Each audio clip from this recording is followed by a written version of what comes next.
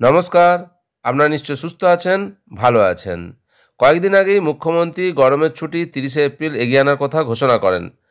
সেই সম্পর্কেই ডব্লিউবিবিপিই এবং ডব্লিউবিবিএসই প্রাইমারি এবং হাই স্কুলের ক্ষেত্রে একটা অর্ডার প্রকাশ করেছেন, যা আপনাদের সঙ্গে শেয়ার করছি। এই অর্ডারে কী বলা আছে?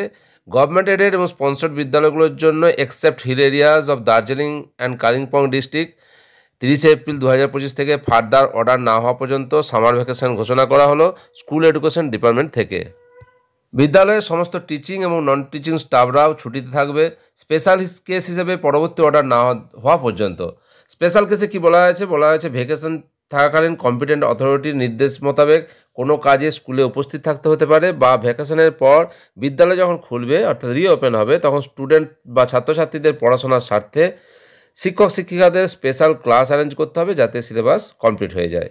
West Bengal board of secondary education এবং West Bengal board of primary education high school এবং প্রাইমারি স্কুলের জন্য ৩০ এপ্রিল ২০২৫ থেকে যে সামার ভ্যাকেশন এগিয়ে আসছে সেই সম্পর্কিত নোটিশ আপনাদের সঙ্গে শেয়ার করলাম।